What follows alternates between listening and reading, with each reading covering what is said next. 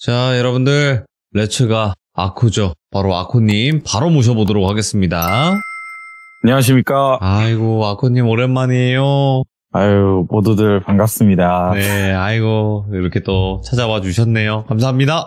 자, 일단은 오늘 아쿠님께서 해주실 이야기는 귀신에 관련된 이야기일까요? 아니면 사람에 관련된 이야기가 될까요? 오늘은 약간의 아픈 역사를 좀 들고 왔어요. 오호. 네, 형님이 그리고 아픈 이게 역사라고 원래- 하시면 아픈데. 이게 좀 원래 정선이 일화가 아니었을 수도 있어요. 정선이요? 네, 저는 원래 똘비 공포 라디오를 처음 하려고 했을 때 이 네. 사연을 첫 타로 준비를 했었거든요. 아, 원래는 이게 가장 먼저 참여할 이야기였는데. 네, 산이가 바꾸라고 하는 바람에 이걸로 바꾼 거였죠. 정선 악마 사건은 그 다음에 하시려고 했구나. 네, 그 다음에 좀 시리즈로 딱딱딱딱 하려고 했었는데 예. 네, 원래라면 이게 오늘 제 사연이었어요. 첫 타. 알겠습니다. 그러면 도대체 어떤 이야기길래 원래 처음으로 참여를 하시려고 했는지 출발을 해보도록 하겠습니다. 렛츠가! 기리십니다. 아쿠죠!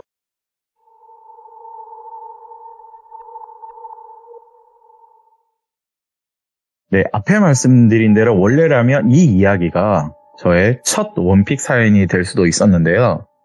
저랑 산이 똘비라는 친구가 일본 오사카 여행을 간 적이 있어요. 네. 일단 여행을 간 건 맞지만 목적은 있었습니다. 똘비라는 친구가 일본에서 강제적으로 저희가 살고 있는 지역에서 유학을 간 적이 있어요. 아버님 때문에. 아버님이 일본과 한국을 오가면서 무역 관련 사업을 좀 하셨거든요. 하청으로. 그런데 메인 주체 회사가 일본에 자리 잡고 있어서 이 똘비라는 친구가 20살이 되던 해 일본으로 넘어가게 됐거든요. 네, 거기서 뭐 긴 세월, 거진 뭐 5년 이상을 있었던 걸로 기억을 하는데 군대 문제로 한국에 다시 온 적이 있어요. 네. 몇 년 만에 본 친구죠, 우리는.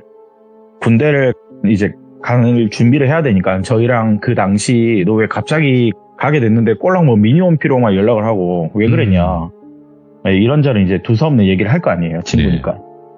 근데 그간의 일본 생활은요, 힘들었었대요. 예. 네, 많이 힘들었었대요. 왜 힘들었냐? 우리는 일본 못 가서 안달인데 자기는 고통의 세월이었대요, 그 기간이. 자기가 공부를 그렇게 잘하는 사람도 아니었고, 그리고 하필 그 해에 넘어갔을 시기가 혐한 감정이 극에 달할 정도였대요. 한마디로 뭐 한국을 정말 싫어하는 일본인을 많다고 해야 되겠죠? 네. 정말 극에 달할 정도로 한일 외교 관계가 안 좋았었어요, 그 당시. 네.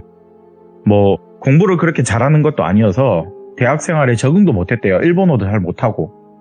그런데 설상가상 아버님의 일도 혐한의 영향권에 있는 바람에 좀 크게 영향을 받았대요.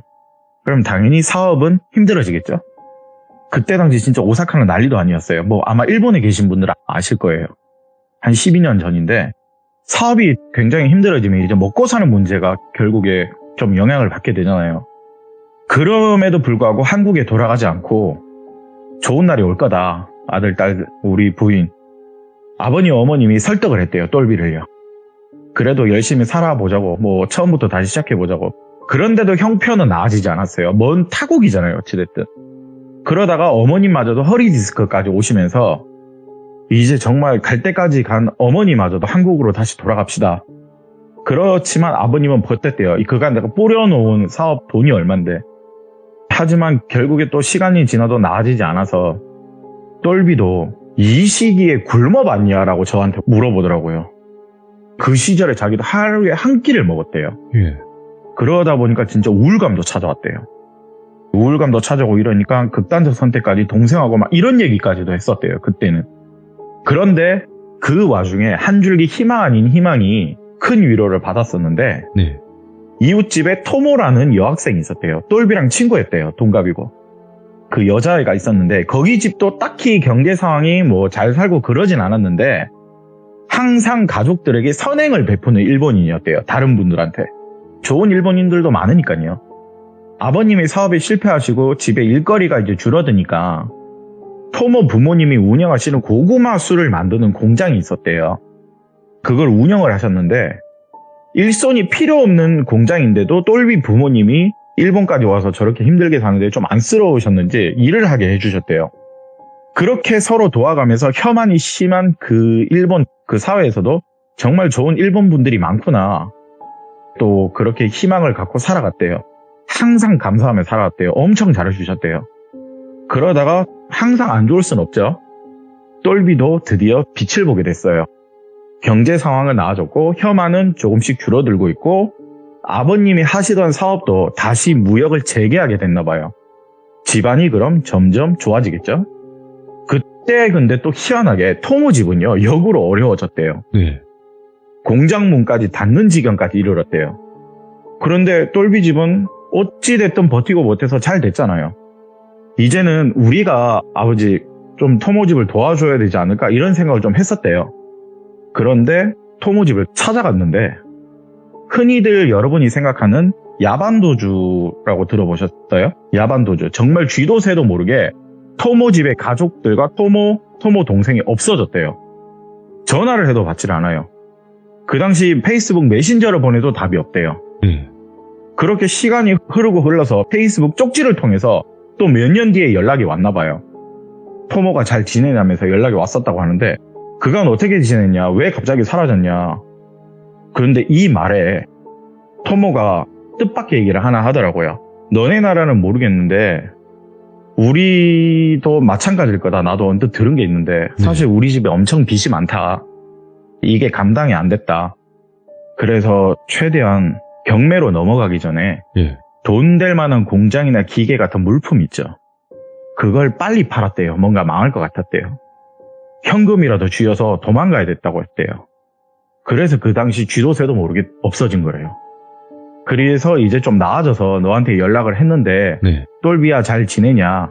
자, 이게 다 일본 말입니다. 그 둘 대화는요. 그걸 부모님께 똘비는 말을 했대요. 엄마 나 토모를 제외하게 됐다고.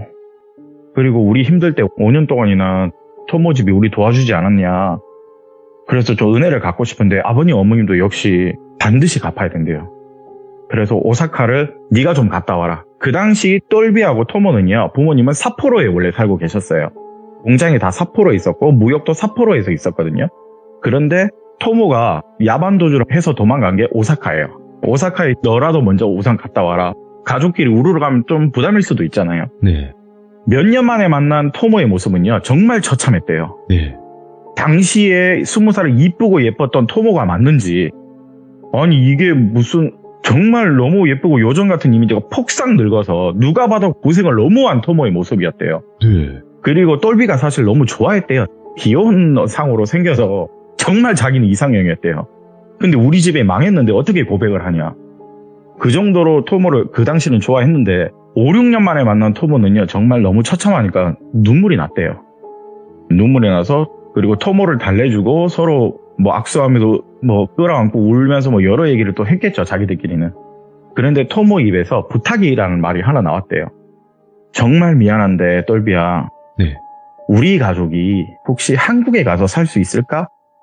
라는 말을 하더라고요. 한국에 나는 연고가 너밖에 없다. 그런데 나는 일본이 너무 싫다. 그래서 나는 한국이라는 나라에 가서 살고 싶은데 너한테 이런 부탁해도 되는지.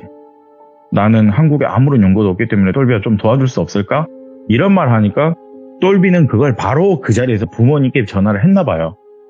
엄마 아빠 토모 집이 한국에 가서 살고 싶다는데 어떻게 생각하냐 하니까 우리 집이 망했을 때 토모가 도와주지 않았냐. 근데 아버님은 거기서 말을 바로 끊고 무조건 들어주라고 했대요. 우리 5년 동안에 토모 집은 우리를 살려준 거다. 무조건 도와주라고 했대요. 똘비가 저희가 살고 있는 지역 시골 지역이 있잖아요. 시골 지역이 있으니까 또 똘비가 일본에 넘어왔지만 원래 또 한국에 집이 있어요. 또 집 있고 할머니 할아버지가 그 당시 또 돌아가셔가지고 고향에 빈집도 있었대요. 그래서 이 두 곳 중에 하나를 살면 되겠다 해서 한국에 살고 싶으면 언제든지 거기 가서 살게 해주겠다고 아버님이 크게 통을 쓰며 말을 하시더라고요. 그렇게 토모한테 말을 했더니 그럼 우리 부모님하고 상의해서 똘비 너한테 전화를 주겠다고 그날은 그렇게 헤어지셨거든요. 그리고 다음날 전화가 왔는데 토모 아버님께서 정색을 하시면서 나는 절대 한국에 가지 않겠다라고 얘기를 하셨대요. 그런데 토모는 그럼 자기랑 여동생만큼은 한국에 가겠다라고 아버지하고 크게 다투셨대요. 그러면 토모하고 토모 여동생 한국에 가고 싶은데 똘비가 좀 도와줄 수 있냐라고 하니 아버님께서 그래, 그 둘이라도 한국에 가서 살고 싶다면 그렇게 해줘야지. 그리고 토모가 똘비 부모님을 만나러 왔어요. 이제 다 같이 한국에 한번 들어가야 되니까. 예. 근데 똘비 부모님도 엄청 마음이 아팠대요. 진짜 이렇게 이쁜 애가 왜 이렇게 이런 귀신꼴이 됐는지 정말 놀랐대요. 이게 왜 자꾸 제가 이런 반복적으로 얘기했냐면 정말 사람이라고 할 수 있는 몰골이 아니었대요. 그냥 말을 하면요. 이게 왜 그런지는 모르겠대요. 그래서 그런가 왜 일본을 또 여러 말로 또 표현을 하자면 자기네 자국을 엄청 욕을 하고 있었대요. 오죽하면 한국으로 가겠냐 이 말까지 하는 거니까요. 어찌됐든 저희가 살고 있는 시골 지역에 그 똘비 아버님께서 거처를 마련해 주셨대요. 그리고 저도 그때 토모를 본 적이 있어요. 고향 지역에 왔을 때 봤는데 예쁘더라고요. 네, 예쁘긴 예쁜데 어여쁜 일본인 20대 아가씨들이 네. 한국 시골에 연고도 없이 산다는 게 사실 신기하잖아요. 저도 좀 신기했어요. 그 당시는. 그렇게 똘비는 토모를 도와주고 일본과 한국을 왔다 가면서 토모와 토모 여동생은 다행히 저희 시골 지역에 자리를 잡았어요. 저는 적응을 못할 줄 알았거든요. 그런데 저희 지역에요, 일본어 학원이 없어요. 그런데 거기 파트타임으로 학원 강사를 취업을 하게 됐거든요. 엄청 인기가 많았어요. 그 당시. 그러면 원장님 입장에서도 되게 좋을 거 아니에요. 비록 학원 강사 자격증이 있는 건 아니지만 일본인 원어민 친구들이 와서 이 시골 지역에 일본어를 가르쳐준다. 좀 신기했어요. 그 당시는요. 저는 가끔씩 오다 가다 몇 번을 봤는데 학원이 정말 잘 돼서 또 보기도 좋고 그리고 또 삶의 질이 나아졌다고 해야 되죠. 토모가 1년 만에 다시 원래의 모습을 찾았대요. 똘비 말에 의하면. 네. 그럼 엄청 다시 이뻐졌다는 거죠. 그렇게 2, 3년을 잘 지낼 줄 알았는데 네. 청천벽력 같은 소리가 하나 들렸어요.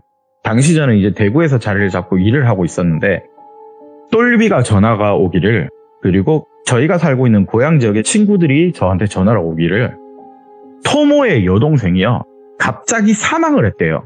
네.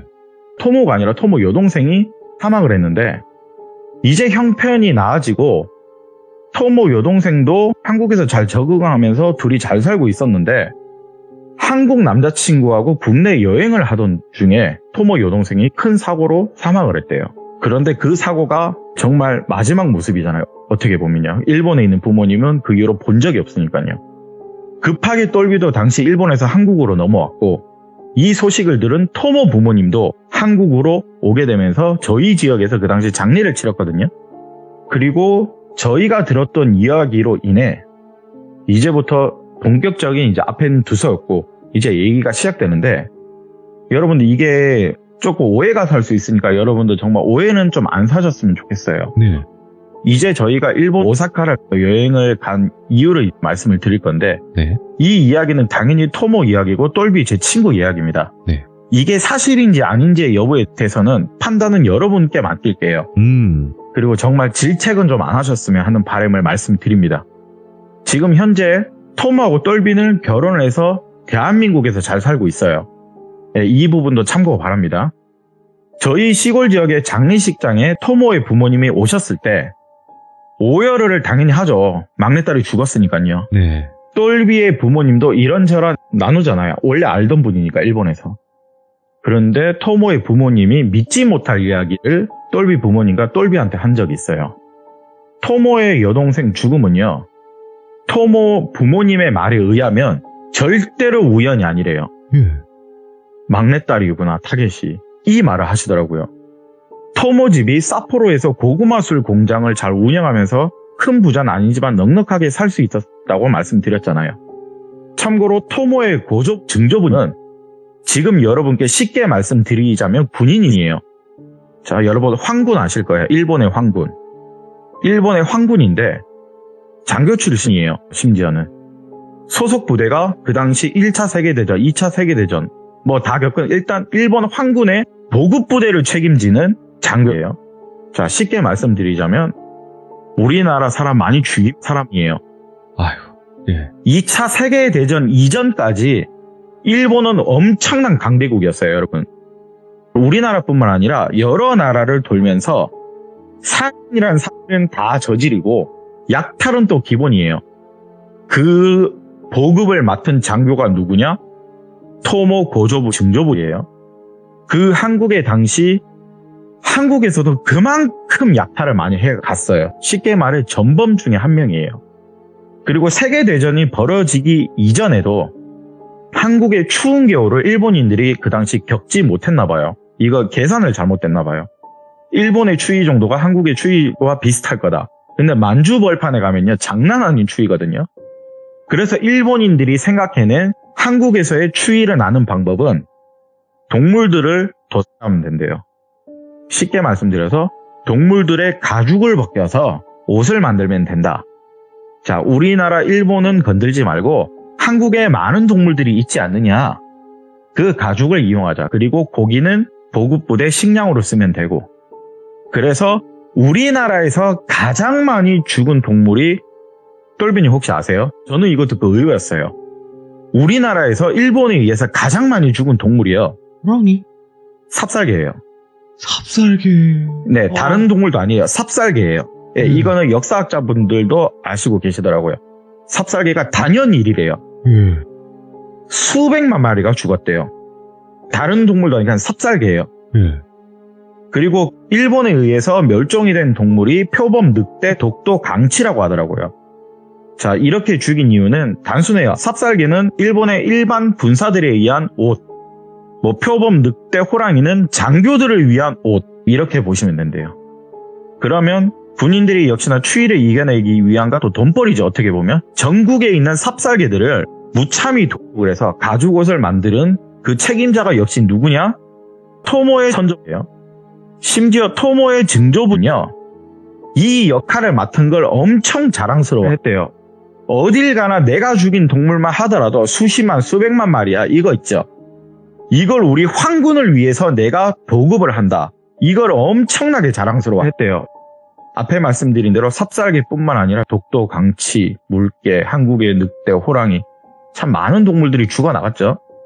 그런데 그 일념이 일본에서는요, 훈장이에요. 네, 기타적 보상을 많이 받았대요. 당신의 공을 취한다고. 우리나라가 약해서 참 마음이 아프죠. 그런데 영원한 승자는 없다고 해야 되죠. 2차 세계대전에서 일본은 패망을 하죠. 네. 패망하고 일본으로 돌아온 이 토모의 선조부는요, 못 살 줄 알았어요. 저도 전범이니까. 네. 그런데 보급부대라고 했잖아요. 거기서 꼬불친 금액이 상당하더라고요. 엄청나대요. 보급부대니까 뭐 많죠. 돈부터 시작해서. 흔히 말해서 뭐 꼬불치고 삥땅친 금액이 어마무시해서 일본에 돌아와서도 토모 선조들은 굉장히 잘 살았대요. 아무런 지장이 없죠. 그리고 고조 할아버지는 이제 좀 나이가 들었잖아요. 일본에 돌아와도, 전쟁이 끝나도. 그런데 그 건강할 것 같았던 고조 할아버지마저도 개물림 사고가 있었나 봐요. 개물림 사고로 고조 할아버지는 사망을 했대요.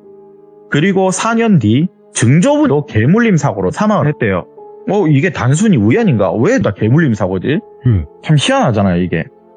그런데 이제부터 본격적인 문제가 뭐냐면, 토모의 할아버지도 목줄이 풀러진 핏불개에 의해서 과다출혈로 사망을 했대요. 그럼 이게 이상한 거예요. 토모 아버지와 토모 큰아버지 입장에서는 이거 이상한데? 고조분, 증조분이 우리 아버지까지 그렇게 됐다고? 이거 좀 이상하잖아요. 그래서 일본에는요, 우리나라 무당인처럼 음양사라고 있어요. 있죠. 예, 한국 무당이라고 표현하면 되겠죠? 큰아버지께서 일본의 음양사를 찾아가셨대요. 예. 이걸 물어봤대요. 우리 선조 위에 우리 아버지 이렇게 다 개물림 사고로 돌아가셨는데 이게 단순히 우연이냐? 그 음양사한테 물었는데, 근데 음양사의 입에서 나온 말은 너 아니야. 니네 때도 죽을 거야. 이 말 하셨대요. 방법 없대요. 그냥 나가래요. 그러면 당연히 토모의 큰아버지는 그게 무슨 소리냐고. 아니 우리 때라니. 그러면 나 아니면 내 남동생 여동생 죽는 거냐. 참고로 토모의 아버님이 고모, 아버님, 큰아버지 삼형제셨거든요. 그럼 우리 셋 중에 한 명은 죽는 거냐. 이 말에 음양사가 그렇대요. 아마 너네 3명 중에 한 명은 죽을 건데 아마 네가 죽을 것 같은데. 네가 여기 첫 자식이잖아. 너 다행으로 여겨라. 너 자식 없지? 너 슬퍼야 할 자식 없으면 그게 오히려 다행인 거 아니야? 그 말에 큰아버지가 너무 놀라셨대요. 실제로 정말 자식이 없으세요. 부인만 계시고. 벌써 위에 3대째 죽어나갔는데 우리 때도 죽어나간다고? 아니 왜 우리까지 그거 물려봤냐고. 니네 선조들이 죽인 사람들과 동물들에 비하면 한 명씩 죽어나는 거 다행으로 여겨라면서 음양사가 역정을 냈대요. 너한테 지금 매달려 있는 한국인 영혼도 있어. 들어올 때 한국인 영혼도 있었어. 그런데 지금 내가 코에서 개 냄새가 너한테 너무 나. 이게 뭘 뜻하는지 아냐? 너희 집에 어떤 과거가 있는지는 나는 관심이 없는데, 그리고 네가 더 잘 알 거 아니냐. 니네 집이 어떤 집안인지. 그런데 그 음양사의 말이 나도 처음 본다. 털 많이 달린 개들이 지금 밖에 셀 수 없이 짖고 있다. 너뿐만 아니고 네 피가 섞인 자들한테 다 그럴 거라고. 이걸 음양사가 두서없는 말을 막 이렇게 전달하니까 큰아버지가 너무 무서웠대요. 도대체 이 사람이 나한테 무슨 소리 하는 건지. 그리고 음양사가 말하는 게 절대적으로 그냥 방법 없으니까 나가. 그나마 목숨 연장이라도 하고 싶으면 지금 그냥 향이라도 잘 피워주라고. 살다 개들한테 저주받은 거 처음이네. 이 말을 음양사가 했대요. 언젠가는 이 고리가 끝나겠지만 네 때는 끝이 안 날 거라고. 이 말을 들은 큰아버지께서는요, 애걸복걸 하셨대요. 제발 도와달라. 방법 있을 거 아니냐. 이 정도로 맞출 정도면 당신 용하다. 이런 식으로 얘기를 하셨대요. 꺼지래요. 안 된대요. 그리고 이 말을 토모의 아버지, 토모의 고모님께도 전달을 했대요. 전달을 했는데 당연히 토모 아버님 믿겠냐고요. 안 믿죠. 고모님도 안 믿었대요. 네. 근데 큰아버지는 그 말을 직접 음양사한테 들었잖아요. 그러면 나라도 한국인 위한 제사를 좀 지내야 되겠다 이랬대요. 네. 한국인 위한 제사, 이 동물들을 위한 위령제를 좀 지내야 되겠다. 한국의 제사 정서에 맞게끔 지내줬대요. 큰아버지께서는요. 지내줬는데, 그런데 이게 얼마 안 가. 그 토모 큰아버지 동네에 소문이 좀 크게 났나 봐요. 이 사람이 한국인들을 위한 사제를 드리고 있다. 그 동네에 소문이 좀 났나 봐요. 네. 그런데 그 말에 동네 사람들이 혐한 발언을 하는 입장의 사람들이었대요. 한국을 안 좋아하는 사람들이었대요. 그 동네 사람들이. 네가 그딴 제사를 지내면 우리의 일본의 역사 행동이 범죄가 되는 거 아니냐고. 우리는 그 당시 범죄를 저지른 게 아니라 역사가 당시 상황을 만든 것 뿐이라는 거예요. 혐한 발언을 하는 사람들은요, 진짜 이래요. 우리는 역사에 범죄를 저지른 게 아니고 역사의 한 사건인 것 뿐이라고. 정말 그래요. 그냥 웃길 노릇이에요. 저희가 듣다 보면요. 그런데 그걸 인정하면서 지지하는 게 토모의 고모예요. 토모의 고모는 완벽한 혐한을 지지하는 사람 중에 한 명이에요. 그런데 음양사의 말이 하나 틀린 사건이 또 벌어졌어요. 음양사의 말은 토모의 큰아버지가 네가 장남이니까 죽을 거라고 얘기를 했거든요. 그런데 토모의 고모가 오키나와 여행을 하던 중에 참 희한하게 들개들한테 물림사고가 벌어졌대요. 크게 물렸는데 목숨에는 지장은 없었대요. 네. 개물림 사고를 당하면서 이 개물림 사고도 당했으니까 이왕이면 건강검진도 한번 받아보자. 이런 식으로 고모가 건강검진을 받았는데 네. 위암 3기가 당시 발견이 됐대요. 네. 근데 토모의 고모는 이걸 또 즐기더라고요. 개물림 사고 나도 나는 안 죽었어. 오히려 이 개물림 사고로 내가 암이라는 큰 병을 미리 알게 되지 않았냐. 오히려 잘 된 거라고. 오빠, 그러니까 그런 거 믿지 마라. 우리 선조들이 개덕이 죽은 거 오히려 나한테는 호재가 되지 않았냐. 내가 빨리 이걸 발견했으니까. 네. 그런데 이게 말이 씨가 됐다고 참 희한한 게 위암 3기면요 사실 위험하거든요. 그렇죠. 병이 전이가 돼요. 이걸 또 자랑스럽게 얘기를 해서 벌을 받은 건지 전이가 되면서 사망을 하게 됐어요. 그리고 사망하기 직전에 큰아버지께 고모가 말을 했대요. 오빠, 내가 죽긴 죽으려나 보다. 이게 죽기 직전에 4일 전에 말이에요. 꿈속에서 개들이 나와서 내 육신을 찢어먹고 가더라. 큰아버지께서 이 말을 하셨대요. 이걸 모두 다 들은 똘비와 똘비 부모님. 그런데 그 다음이 왜 우리 하필 막내딸이냐고. 자, 토모의 여동생 사망 원인은 말씀을 안 드렸죠. 강원도에서 들개 물림 사고로 운명을 다했어요. 와. 네, 토모의 여동생이 강원도에서 그 당시 뉴스에도 좀 크게 났습니다. 강원도에 들개가 많죠. 일반 산에. 치료를 받고 단순하게 개물림 사고로 사망할 정도는 아니었는데 토모 여동생이 천식 같은 작은 질병이 있었나 봐요. 예. 그거랑 연관이 있는지는 모르겠는데 이게 개물림 사고와 같이 동반이 되면서 합병증으로 역시 사망을 하게 됐어요. 그러면 5대째 이어졌죠. 단순히 5대째 이런 개물림 사고가 가능한 건지, 그리고 일본의 음향사의 말이 정말 맞았다는 게, 이게 너무 단순하게 보기엔 정말 우연이라고 보기엔 너무 슬프고 의심이 많이 됐대요. 그리고 똘비가 드디어 저한테 연락을 왔고 예. 저도 이걸 다 들었고 산이한테 역시나 이걸 물어봤대요. 그래서 똘비가 대구에 온 적이 있을 때 저희한테 얘기를 하더라고요. 사실 내가 토모랑 사귀고 있대요. 그때 얘기를 하더라고요. 예. 네. 그리고 그 당시 산이가 같이 모시고 있던 선이라는 무속 선생님이 있거든요. 거기서 같이 상담을 받았었는데 산이하고 선이 선생님께서 이런 말을 하시더라고요. 진짜 동물들의 원혼이 끼이는 거 힘든 거거든, 얘들아. 만약에 동물들이 원혼을 끼게 되면 이거는 죽는 거라고 보면 된다고 얘기하더라고요. 예. 정말 그러더라고요. 동물들이 원한을 살 수가 없대요. 근데 동물들이 원한을 갖는다? 그건 인과응보라고 그냥 생각을 하면 된대요. 네. 그런데 이게 굳이 뭐 방법이 있다면 그래도 똘비 입장에서는 알려달라. 저희들한테 애걸복걸 하더라고요. 왜냐? 나도 얘랑 결혼하면 애를 낳고 살고 싶은데 그런 마음이 있잖아요. 네. 그걸 부탁을 하는데 선희 선생님께서 이 말을 하더라고요. 그러면 구미호를 모시는 용환무당을 한번 찾아가 보는 게 좋을 것 같은데 라고 얘기를 하시더라고요. 오, 구미호? 네, 쉽게 말해서 여러분 구미호는 그냥 전설의 고향에서 사실 만든 거고요. 여우를 모시는 무당이라고 하는 게 정확하대요. 표현은요. 구미호는 만든 거라고 하더라고요. 네. 네, 이걸 똘비가 듣고는 산이한테 정말 부탁을 했대요. 이쪽 세계를 난 사실 모르잖아, 산아. 정말 너 말고 부탁할 게 정말 없다. 토모랑 정말 결혼도 하고 싶고 잘 살아가고 싶고 사랑을 이렇게 많이 키워나갔기 때문에 내가 정말 아이도 가지고 싶은데 근데 이런 상황이 되면 토모가 결혼을 망설인다. 거기서 산이가 얘기를 하는 게 되게 화를 내면서 하나 얘기를 하더라고요. 네. 선조가 지은 죄는 후손이 받는 게 맞는 거지. 왜 넌 그렇게 생각하냐? 산이가 좀 냉정한 게 있어요. 선조가 지은 죄는 후손이 받아야지. 누가 받겠냐고.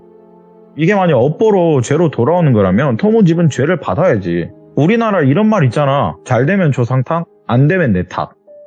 반대로 또 안 되면 조상 탓, 잘 되면 내가 잘한 거다. 이거 인간이 만들어낸 욕심이지 않느냐. 똘비야, 네가 토모를 사랑하는 거, 네가 행복하기 위함이지. 그걸 우리가 도와주면 이거는 어떻게 보면 내 입장에서는 나도 이게 만행인데. 그리고 여러분 다시 말씀드리면 좀 오해 안 사셨으면 좋겠어요. 네. 산이가 일본을 좀 싫어해요. 산이도 약간 사연이 있어요. 네. 일본을 싫어하는 이유가 정확히는 일본인은 죄가 없지만 일본의 그런 만행과 혐한을 즐기는 그런 족속들한테 도와주기 싫대요. 산이가요. 그 이유는요. 네. 그냥 이것도 말씀드릴게요. 뭐 허락을 받았으니까. 산이 증조부님도 일제히 총에 돌아가셨어요. 아. 참고로 산이 증조 할아버지께서는요. 독립군은 아니세요. 오해는 하지 마시고요. 네네. 독립군은 아니신데 독립군을 숨겨주었던 적이 있어요. 아. 그걸로 고문을 받으셨어요. 그렇게 석방을 됐는데 불구가 되셔서 석방이 되셨어요. 그러면서 등창으로 고통스럽게 돌아가셨어요. 네. 그래서 산이 할아버님, 아버님, 산이까지 일본에 대한 정치적 요소를 엄청 좀 비판을 해요. 나는 죄는 없고 선한 일본인은 절대 싫어하지는 않아. 그런데 이유 없는 죽음은 없는 거라고. 도와주기가 조금 망설인다. 이 말을 산이가 똘비한테 전해줬던 거예요. 그리고 도울 수 있는 방법도 자기는 그런 거 모른다고. 뭐 구미호 여우 무당인 줄 나는 사실 모른다고. 그렇게 좀 안타깝지만 산이가 모른다고 하니까 똘비도 없잖아요. 그래서 저희 집에서 이제 하루 자고 갔는데 근데 여기서요. 제가 산이를 한 세월이 30년 가까이 되잖아요. 산이가 알고 있는 그 구미호 무당 사실 저는 본 적이 있어요. 네. 너 구미호 모시는 사람 알고 있잖아. 너 나랑 간 적도 있어. 너 왜 사기쳤냐고. 왜 구라쳤냐고. 제가 산이한테 사실 이런 말 했어요. 네. 진짜 너 일본이 그렇게 싫어서 똘비 안 도와주는 거냐고 얘기를 했거든요. 딱 단답이 하나 나오더라고요. 그냥 일본이 싫대요. 아코 너도 할머니 손에서 자라서 할머니가 제일 좋잖아. 나도 마찬가지야. 나도 우리 할머니 할아버지 손에 자랐어. 그런데 우리 할아버지가 제일 존경하고 사랑했던 분이 바로 증조부님이셨어. 그런데 그렇게 우리 할아버지 아직도 우리 증조부님 그리워하신다고. 아버님 그러면서. 그 소리 들을 때마다 나는 할아버지 손에 자라다 보니까 그게 너무 마음이 찢어지고 아팠대요.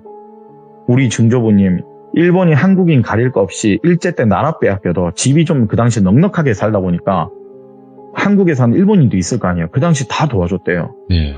그런데 그 일본 놈들이 우리 증조 할아버지 죽인 거라고. 이렇게 역사적인 아픔이 내 마음까지도 아프게 한다고. 나는 할아버지가 우실 때마다 난 마음이 찢어져. 그 말을 하는 거예요. 그래, 사실 똘비 도와주려고는 생각을 했대요. 근데 그 당시에는 뭔가 튕기고 싶었던 마음이 있었대요. 단순하게 도와줘야 되겠다 이 말을 하기보다는 나중에 좀 물어보려고 죄 없는 후손이 고통을 받았으니까 5대째 받았잖아요. 네. 그럼 이제 끝날 때도 됐지 않을까라는 산이도 생각을 했대요. 그리고 바로 전화하더라고요, 산이가. 정확하게는 여우를 모시고 있는 그냥 무당이라고 생각하시면 됩니다, 여러분들. 네. 여우 저는 신. 2번을 본 적이 있어요. 네. 그분께 전화를 하시더라고요. 그리고 최근에 창귀 사건 때 있던 분이세요. 아, 예. 거기에 계셨던 분이거든요. 이걸 듣고 비방을 다 들었겠죠, 산이는요. 그리고 저는 똘비한테 야, 산이가 도와준대. 저는 그냥 스포로 했어요. 이 말을 다 들은 산이가요, 자기 할아버지한테 그 당시 전화를 했대요. 네. 할아버지, 오사카에 한번 여행 다녀와도 되냐? 산이가 할아버지한테 물어봤대요. 어릴 때 할아버지 손에 자라서 일본에 가는 게 안 내키면 안 갈 건데 할아버지 제가 일본 사람을 도와주러 일본을 가야 됩니다. 할아버지 괜찮나요? 그냥 미안했대요, 할아버지한테. 말씀드리니까 할아버지께서 좋은 일본인들 많이 보고 오고 일본에 용각산 하나 사오라고, 요즘 목이 많이 안 좋으니까 이런 농담까지 하시면서 시간 많이 지났으니까 좋은 착한 일본인 도와주고 오라고 하셨대요. 그렇게 저희 3명이 여행을 빌미로 오사카에 도착을 했습니다. 네. 일단 놀아야죠. 온천 여행도 하고 쇼핑도 하고 기념품도 사고 이틀 정도 여행을 즐겼는데 3일째 되는 날 똘비가 왜 놀기만 하냐 이제 약간 쓴기를 내더라고요. 그 말에 이제 산이가 드디어 입을 열면서 얘기하는 게, 이제부터 너 내 말 잘 들으라고. 너 토모 부모님 너 통화 가능하냐? 가능하대요. 아직도 우리 아버지랑은 잘 연락하고 지내신다. 그리고 토모도 일본으로 돌아온대요. 그때 저희 고향 지역이 있었거든요. 예. 온대요. 그럼 토모한테 지금 전화해서 내가 말한 거 그대로 토모 부모님께 토모 보고 전화라고 할 수 있냐? 그렇게 하겠대요. 알겠다고. 그러면 잘 들으라고 얘기를 하는 게, 토모 부모님 분명 큰아버지든 토모 부모님 분명 자랑스럽게 가지고 있는 선조들의 유품들이 있을 거래요. 전범이니까 있을 거예요. 네. 분명. 훈장 이런 거 갑오로 막 모셔놓고 그러잖아요. 우리나라도 마찬가지니까요. 그 선조들이 가지고 있는 유품을 모두 없앨 자신이 있냐고 물어봤대요. 만약 그게 싫으면 나는 아코랑 여행 더 즐기다가 한국으로 돌아갈 거라고 했어요. 만나기 전에 만약에 그거 무조건 폐기할 자신 있으면 나한테 전화하라고 이 말을 하는 거예요. 그걸 똘비가 다 듣고 토모한테 그대로 전달을 했어요. 토모는 알겠대요. 그 말을 부모님께 전달했대요, 토모가. 근데 부모님께서는 토모한테 뭐라 그랬냐면 하루만 생각 좀 해보겠대요. 그런데 이틀째 되는 해 답을 안 주시길래 저희는 진짜 한국 가려고 했어요. 진짜 한국 가려고 했는데 5일째 정말 저녁 끝날 쯤 되는 해 토모도 일본으로 돌아왔거든요. 사진 빼고는 다 없앨 각오 하시겠대요. 사진 빼고 다 없애겠대요. 갑자기 이제 마음을 바꾸셨어요. 예. 오케이. 그래서 산이가 토모 부모님이 살고 있는 집으로 갔어요, 저희가. 그리고 토모 큰아버지도 계시더라고요. 일반 주택에 살고 계셨는데 마당 한 켠에요. 저도 진짜 깜짝 놀랐어요. 마당 한 켠에 엄청나게 선조님들이 유품이 많은 거예요. 자, 이게 유품이라고 하면 칼부터 무슨 종이인데 뭐 인명장 같은 거 있죠. 뭐 상장. 그 당시 정말 오래돼 보이더라고요. 네. 목걸이에 일제 훈장들부터 장난 아니더라고요. 이거 다 불태울 자신 있냐고. 이걸로 불태우기 싫으시면 경매에 붙여서 팔아먹으래요. 산이가 좀 냉정하게 얘기하더라고요. 네. 뭐 카리도 이런 거 돈 될 것 같으면 그냥 박물관에 기증을 하든 누구한테 팔아먹든 여기서는 놔두면 안 된다. 폐기할 자신 있냐고. 그런데 큰아버지께서 마당 한켠에 기름을 정말 부으시고 그대로 불질러 버리더라고요. 딱 산이 말을 그대로 그냥 불질러 버리신대요. 이게 말씀드리기가 좀 그렇지만 예. 이게 좀 중요한데 우리나라 전통계 중에 아까 말씀드린 삽살개가 있잖아요. 이 말을 딱 산이가 하더라고요.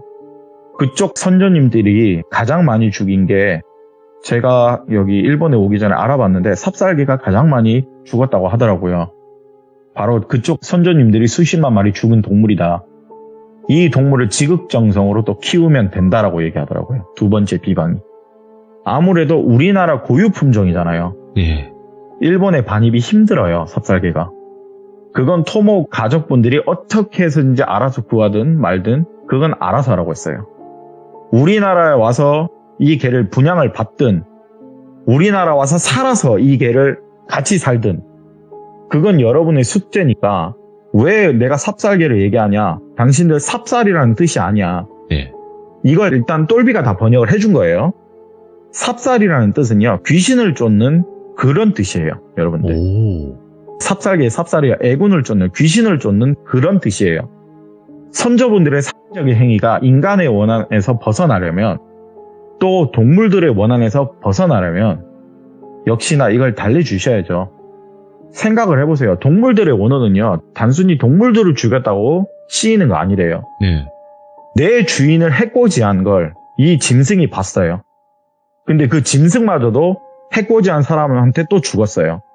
그때 동물들은 원한이 끼인대요. 오호. 단순히 내가 죽어서 끼이는 게 아니라 내 주인을 죽인 모습을 본 동물. 그런데 나도 죽었네. 그때 정말 씌인대요. 조심하래요. 네. 기센 집안에 원한이 있어서 안 씌운다면 그럼 과연 동물들도 안 씌울까? 그건 모르는 거래요. 정말 산이가 말하기. 네. 자, 전범들이 솔직히 기가 세잖아요. 산도 무참히 저지르는데. 아유. 예. 예. 그런데 그런 사람도 그래. 귀신들이 기센 사람 못 다가가는 것처럼 과연 동물들도 그럴까? 동물들은 그런 지능까지 없다고. 겁을 내는 건 지혜가 있기 때문이거든요. 근데 동물들의 원어는요. 지혜가 없기 때문에 그냥 무작정 달려나간대요. 그렇게 해석을 하면 된대요. 그리고 정말 큰 사죄를 하고 싶다면 일본이 한국인 구별 없이 역사의 만행은 사과를 하면서 살아가길 바란다고 했어요. 선조가 지은 죄는 후손이 받는 게 맞고 후손이 사과를 하면 된대요. 근데 자존심 하나가 뭔지 왜 위에 지은 걸 왜 내가 사과해야 되냐 그런 생각 가지지 말래요.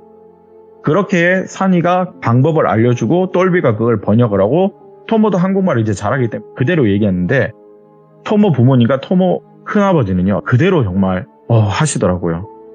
산이가 말한 걸 그대로 일을 하나하나 시작을 했는데 그리고 몇 년 뒤에 토모의 부모님이 한국 뉴스에 나온 적이 있어요. 한일 평화사단 일원으로 일본군에 의해 강제 동원됐던 위안부한테 대신 사죄를 한 일본인이 바로 토모 부모님이세요. 네, 되게 존경스럽죠. 정말 대단했어요. 그리고 일본인들의 한국 고유동물들의 도륙한 부분에 대해서도 사죄를 또 하셨어요. 기부를 하셨대요. 우리나라 유기견 그쪽에다가. 독도를 방문한 수십 명의 일본인의 명단이 올라간 분이세요. 참고로 한국을 통해서 독도를 방문한 일본인들은요. 다 독도가 한국 영토라는 걸 인정을 하시는 분들입니다. 또한 똘비와 결혼한 토모는요. 한일 평화봉사의 활동을 또 하고 있어요. 네. 매해 3월 1일 3.1절 행사 때 봉사도 하고 있어요. 독도를 방문하면서 선조들의 만행을 늘 사죄드리는 게 토모예요. 참 이런 거 보면 괜찮죠 여러분들? 그래서 여러분들 물론 전범이긴 하지만 많은 비판은 안 해주셨으면 하는 바람이 아까부터 제가 말씀드린 이 부분이세요. 그러네요. 예. 네. 그리고 산이가 아까 말한 구미호를 모시는 무속인께 들었던 이야기는요. 저는 사실 이게 제일 궁금했거든요. 야, 근데 그 사람이 뭐 비방은 알려줬지만 정확하게는 뭐라고 얘기하는지는 제가 이제 들었거든요. 뒤에서요. 네. 동물들에게 원한을 받는 게 진짜 어려운 건데 그게 받을 정도면 몇 명이 죽어나간 게 분명 아닐 거다. 근데 이쪽 집안에만 5세대가 죽었다는 건 그걸 우리 훈장처럼 우리 조상이 받은 걸 자랑스러워하면서 집에 모셔두는 그런 유품들 아마 계속 있었으면 대대손손 저주받았을 거래요. 그걸 이제 빨리 처분하라고 해서 저희가 불을 태워버린 거거든요. 또 큰아버지가 불을 태우신 거고. 그리고 동물을 키워서 애군을 떨칠 수는 있었대요. 네. 뭐 일본에도 전통개들이 있을 거 아니에요. 그런데 삽살개를 얘기한 거 그냥 산이의 아이디어였어요.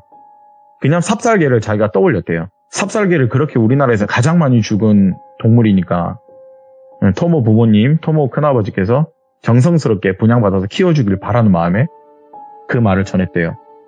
그리고 삽살개는 토모 부모님이 어떻게 구했는지는 모르겠어요. 일본에 있어요. 오. 네, 그 부분에 대해서는 제가 노코멘트 하겠습니다. 이게 함부로 반입이 안 되는 걸 알고 있거든요. 그쵸. 천연기념물이니까. 네, 그런데 자, 이 부분 비판하지 말아주십시오. 어떻게 구했는지는 노코멘트 하겠습니다. 예. 분양을 받아서 잘 키우고 있고 똘비 역시도 삽살개를 잘 키우고 지금은 아기 낳고 잘 살고 있고 이 토모와 토모 부모님은 한국 자랑스러운 일본인에게 주는 한 가지 받으신 분들이세요. 지금 그래서 많은 비판은 좀 안 해주셨으면 하는 바람에 오늘 사연은 약간 이야기거리로 한번 준비해 봤습니다. 야, 진짜 말씀이 막힘없이 가시는 스타일이 아쿠님이잖아요. 그런가요? 진짜로 뭔가 이렇게 딴짓을 할 틈이 없게끔 이야기를 하시는 게 또 아쿠님이고 오늘 이야기도 결국에는 우리가 많은 생각을 하게끔 만드는 그런 이야기였다고 저는 봐요. 사실 이것도 좀 많이 뺀 거거든요. 이게 너무 저도 듣다가 그 당시 너무 화가 나가지고 예. 어찌됐든 뒤에는 선조님들을 위해서 이분들이 사죄를 하고 계시는 거니까 네. 네, 많은 비판은 좀 없으셨으면 하는 바람입니다. 그래도 원래 이런 종류의 이야기가 나오면 대부분 네. 막 답답해, 화가 나 이런 식으로 끝이 나곤 하는데 오늘은 그래도 마무리가 이렇게 또 훈훈하게 또 진행이 됐네요. 보니까. 그렇죠. 너무너무 감사드리고 아코님께서 또 여러 가지 이야기들 많이 가지고 계시니까 또 찾아오셔서 좋은 이야기, 무서운 이야기 들려주시길 바라겠습니다. 감사합니다. 감사합니다. 네. 자, 아코님의 이번 이야기를 들으신 모든 분들, 여러분들의 생각을 꼭 댓글로 남겨주시길 바라겠습니다. 감사합니다.